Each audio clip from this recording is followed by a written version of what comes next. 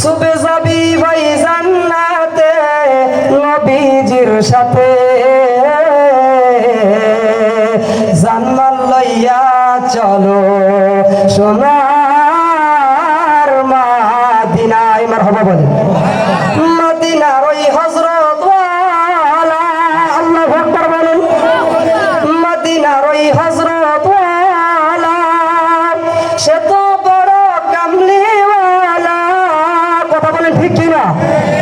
নাজাত পাবি সেই তো বটে দরস পড়িছে,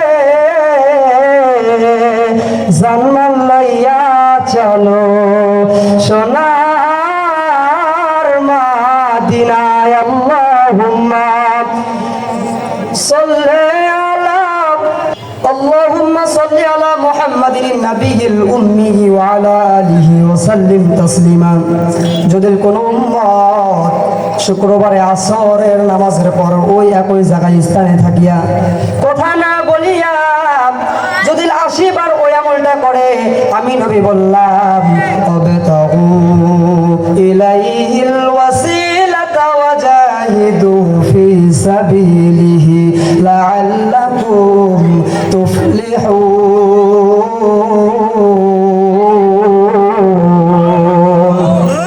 আমার ভাইরা, আমার বন্ধুগণ, আল্লাহ তাআলা বলেন আমি ওই ওয়াসিলা নামক জান্নাতে নিয়ে যাব। আল্লাহু আকবার বলেন। এই ওয়াসিলা নামক জান্নাতে যাওয়ার দরকার আছে কিনা? আমি মানিকগঞ্জের পিসাবুজের দরবারে গেছিলাম, দেখলাম একটা সাধারণ একটা মানুষ, তার হাত ধরার জন্য মানুষ কত পাগল, হুজুরের মুসাফা করার জন্য মানুষ পাগল। ওর চাইতে আমার নবী দামি না কম দামি, কথা বলেন। তাই মিয়া দামি না কম দামি? দামি না? তাহলে ওই নবীজির হাত ধরে জান্নাতে যাওয়ার আশা আমাদের আছে কিনা? আছে বাবা, এটা বদনার আছে। তাহলে অবশ্যই আমলটা করবো ইনশাআল্লাহ। আমার ভাইরা, নবীজির জামানায় আবু মুহাম্মদ জারজারি রহমাতুল্লাহ আলাইহি অনেক ক্ষুধার্ত, পেটে অনেক ক্ষুধা। আল্লাহর বান্দা চলে গেছে বাজার, একটা আল্লাহওয়ালা বড় খলিফার বাড়িতে গেছে। যাওয়ার পর বাড়িতে যাইয়া বসিয়া বসিয়া শুধু দুরূদের আমল করে। ওই বাড়িওয়ালাকে ডাকতে বলে, ও বাড়িওয়ালা ভাই, আমাকে কিছু খাবার দাও, আমার পেটে অনেক ক্ষুধা লেগে গেছে রে, কি আমাকে একটু কিছু খাবার দিবানি? বাড়িওয়ালা ডাকতে বলে, ও আবু মোহাম্মদ, কি খাইবা বলো না, বলো না কি খাইবা বলো। এবার আবু মোহাম্মদ জারজারি রহমাতুল্লাহ আলাইহি ডাকতে বলে, কি খাইবা বলো। এবার আবু মোহাম্মদ জারজারি রহমাতুল্লাহ আলাইহি বলে, ও ভাই, আমাকে একটা রুটি দিলে ভালো হয়। ওই বাড়িওয়ালা ডাকতে বলে, ও আবু মোহাম্মদ, চলো আমাদের সাথে, তুমি চলো আমাদের সাথে, চলো খলিফাতুল মুসলিমিন ওমর রাদিয়াল্লাহু তাআলা আনহু বাড়িতে চলো। আমাদের সবাইকে তার বাড়িতে দাওয়াত করেছে। এবার আবু মোহাম্মদ ডাক দিয়ে বলে, না না না, আমি কোথাও যাব না, আমি এখন নবীর কামে ব্যস্ত হয়ে গেছি। আল্লাহু আকবার। আমার ভাইরা, আমার বন্ধুগণ, এবার সকল এলাকার মানুষ আবু মোহাম্মদ জারজারি রহমাতুল্লাহ আলাইহির সাথে খলিফার বাড়িতে গেলেন দাওয়াত খাওয়ার জন্য বাজান। এবার আল্লাহর প্রেমিক, আল্লাহর মাহবুব বান্দা নবীর আসে, শুধু আমল করতেছে, আমল করতেছে। এবার আবু মোহাম্মদ জারজারি রহমাতুল্লাহ আলাইহি ওই বাড়িতে দাওয়াত খাওয়ার পর যখন বাড়িতে রাত্রি অনেক হয়ে গেছে, প্রায় রাত্রি 1টা বেজে গেছে, মুসলমান প্রায় রাত 1টার সময় বাড়িতে ফিরে আসছে। আসার পর দেখতেছে আল্লাহর মাহবুব বান্দা যে জায়গায় ছিল ওই জায়গায় বসে কি যেন আমল করতেছে রে। এবার জিজ্ঞাসা করলেন, ও বারে, কি তুমি আমল করো বলো না, বলো না কি আমল করো বলো না।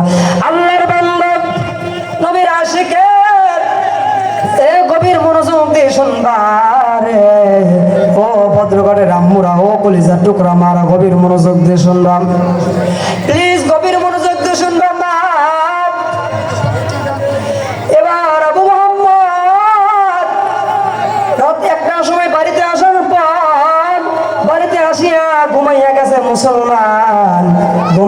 করে স্বপ্ন দেখে, নবীর যায় সালাম দেয়, আসসালামু আলাইকুম ইয়া রাসূলুল্লাহ। নবীর সামনে যে আবু মুহাম্মদ সালাম দেয়, নবী আমার সালামের উত্তর দেয় না, সচ্চা নেই আমি তোমার সালামের গ্রহণ করব না। এবার আবু মুহাম্মদ জারজারি রহমাতুল্লাহ আলাইহি ডাক দেওয়া বলে, হুজুর আমি এমন কি বাদিবি করলাম, আপনি আমার সালামের গ্রহণ করতেছেন না, আপনি আমার সাথে কথা বলতেছেন না, আপনি আমার সাথে মুসাফা করতেছেন না। আমার নবী ডাকতে বললেন, ও আবু মুহাম্মদ, আমার একজন পাগল আসে তোমার বাড়িতে গিয়েছিল, তোমার খাবার চেয়েছিল, তুমি ডাকি তুমি খাবার খাওয়াও নাই, এই জন্য আমি তোমার সালাম উত্তর দিব না, আমি তোমার সাথে সালামের কোনো উত্তর দিব না রে, আমি তোমার সাথে কথা বলবো না। এবার আবু মুহাম্মদ ঘুমের ভিতরে চিন্তায় পড়ে গেল, কি আশ্চর্য বিষয়, কি আশ্চর্য বিষয়।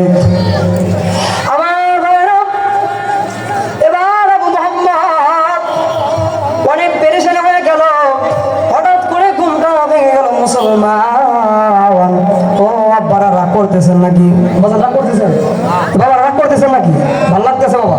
একটু মারহাবা বলেন, একটু আরো জোরে বলেন মারহাবা। ও তুই দুনিয়ার মায়াই পড়ে করছো কত বাহানা, এ যে নয় তোর আসল বাড়ি, কবর যে তোর আসল ঠিকানা। কথা বলেন ঠিক কিনা? এই দুনিয়ায় যারাই ছিল একে একে সবাই গেল। এক কাপ চা নিন।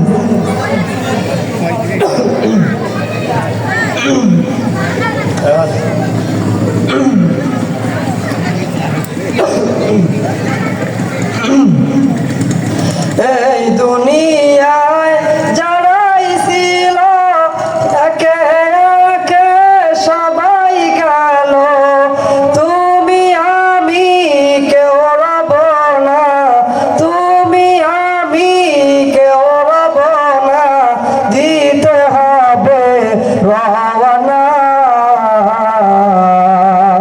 এ যে নয় তোর আসল বাড়ি, কবর যে তোর আসল ঠিকানা। কথা বলেন ঠিক কিনা? আমার বন্ধুগণ, আমি এটাই আপনাদেরকে বুঝাইতেছি। আবু মুহাম্মদের ঘটনা ভুলে গেছেন নাকি? বাজার ভুলে গেছেন নাকি? মনে রাখছেন আপনারা? এবার আবু মুহাম্মদ ঘুম থেকে ভেঙে গেল, অত্যন্ত পেরেশানি হয়ে গেল, চিন্তায় পড়ে গেল, কি ব্যাপার কি ব্যাপার, নবী আমার সালামের উত্তর দেয় না, নবী আমার সাথে কথা বলে না। ঘুম ভাঙার পর এবার আবু মুহাম্মদ চলে গেল, বাড়িতে চলে গেল। মুসলমান যাওয়ার পর দেখতেছেন আল্লাহর ওলি মাহবুব বান্দা ওই জায়গায় বসে রয়েছে। আল্লাহু আকবার বলেন। আমার আল্লাহ কোরআনের ভিতরে বললেন, আলা ইন্না আউলিয়া আল্লাহি লা খাউফুন আলাইহিম ওয়া লা হুম ইয়াহজানুন।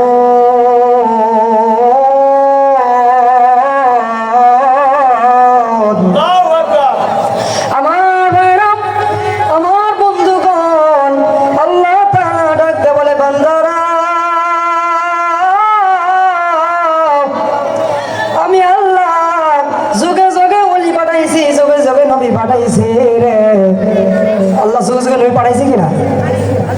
আল্লাহ মুহাম্মদ নবীর পরে কোনো নবী পাঠাই নেই বাজান। আল্লাহ তাআলা রব্বুল আলামিন বড় বড় ওলি আল্লাহদেরকে পাঠাইছে বাজান। আল্লাহর ওলি মাহবুব বান্দা এবার চলে গেল আবু মুহাম্মদ জারজারি রহমাতুল্লাহ আলাইহি। আবু মুহাম্মদ জারজারি রহমাতুল্লাহ আলাইহি এবার যা ডাকতে বলে, ও ভাই, তোমাকে রুটি না খাওয়ার কারণে আল্লাহ নবী বিশ্ব নবী রাহমাতুল লিল আলামিন আমার সাথে মুসাফা করে না। ভাই তুমি এমন কি আমল করেছো যে আমলের কারণে নবী তোমার জন্য সুপারিশ করে? এই জন্য ভাই আপনাদেরকে বলি, আল্লাহ নবীর সাথে মহব্বত করা লাগবে, আল্লাহ নবীর সাথে ভালোবাসা রাখবে।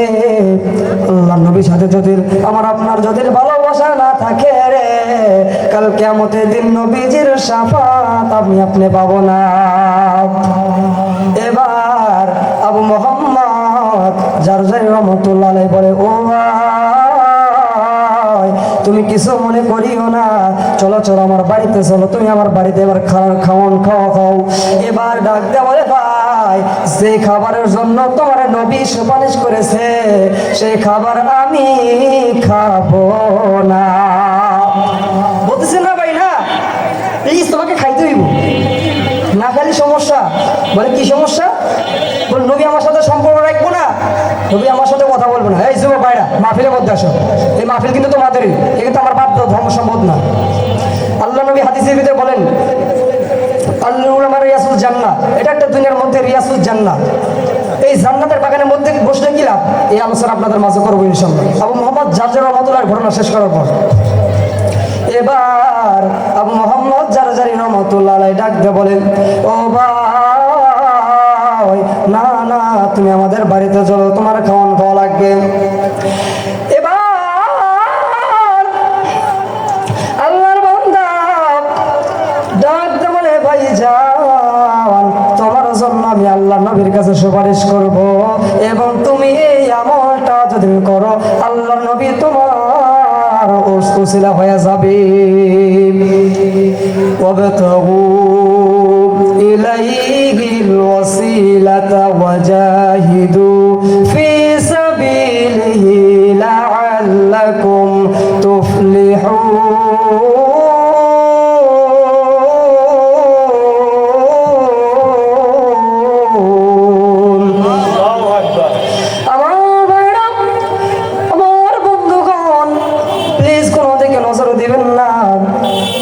আপনাদেরকে আমি বলতে চাই, ও বাজানুরা হক্কানি ওলি আল্লাহদের মাঝে আমাদেরকে যাওয়া লাগবে, কথা বলেন ঠিক কিনা?